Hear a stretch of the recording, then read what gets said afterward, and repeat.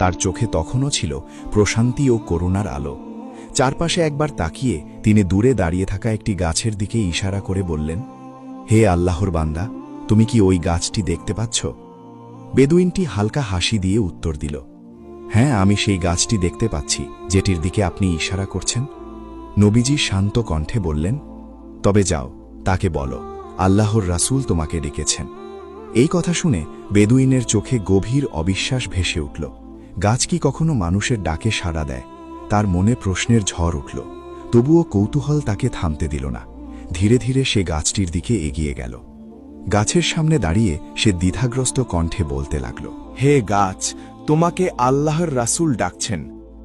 সেই মুহূর্তে যেন চারপাশের বাতাস থমকে গেল। সময় দাঁড়িয়ে পড়ল।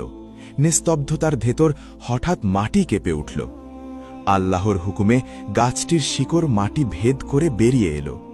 ধীরে ধীরে শ্রদ্ধায় নত হয়ে দুলতে দুলতে গাছটি নবীজি সাল্লাল্লাহু আলাইহি ওয়াসাল্লামের দিকে এগিয়ে আসতে লাগল। নবীজি মুচকি হাসলেন। তার মুখে ছিল প্রশান্তির আলো। তার সঙ্গে থাকা সঙ্গী ও উপস্থিত সাহাবায়ে কেরাম বিস্ময়ে তাকিয়ে রইলেন। গাছটির গা থেকে বালু ঝরছিল। শিকড়গুলো মাটিতে ঘোষটাতে ঘোষটাতে সে সামনে এগিয়ে আসছিল।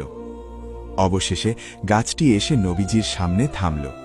এমনভাবে নত হয়ে দাঁড়াল যেন গভীর সম্মানে সেজদায় অবনত হয়েছে। উপস্থিত সেই বেদুইন সাহাবী বিস্ময়ে কেঁপে উঠলেন। তার হৃদয় আর ধরে রাখতে পারল না।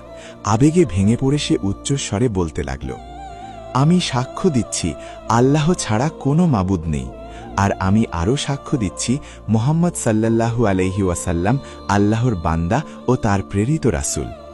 মনে হচ্ছিল গাছটিও যেন তার সাথে সাথে সাক্ষ্য দিচ্ছে। এরপর নবীজি সাল্লাল্লাহু আলাইহি ওয়াসাল্লাম তার হাত মোবারক বাড়িয়ে গাছটিকে স্পর্শ করলেন। কোমল কণ্ঠে গাছটির উদ্দেশ্যে বললেন, হে আল্লাহর মাখলুক, তুমি যেখান থেকে এসেছ এখন সেখানেই ফিরে যাও। নবীজির কথা শেষ হতেই আল্লাহর হুকুমে গাছটি আবার নড়তে শুরু করল। ধীরে ধীরে সে আগের জায়গায় ফিরে গেল। মাটিতে শিকড় বসিয়ে ঠিক আগের মতো দাঁড়িয়ে গেল। এমনভাবে ফিরে গেল যেন কিছুই ঘটেনি। এই দৃশ্য দেখে বেদুইন লোকটির শরীর কেঁপে উঠল। তার চোখ ভিজে গেল। হৃদয়ের গভীর থেকে আবেগ উঠে এলো। কাঁপা কণ্ঠে সে বলতে লাগল, আল্লাহর কসম, এটি এমন এক নিদর্শন যা কখনো মিথ্যা হতে পারে না।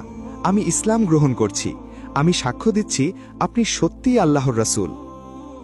নবীজি সাল্লাল্লাহু আলাইহি ওয়াসাল্লাম শান্ত স্নিগ্ধ কণ্ঠে বললেন, দেখো, আকাশ ও জমিনের সবকিছু আল্লাহর ইচ্ছার অধীন।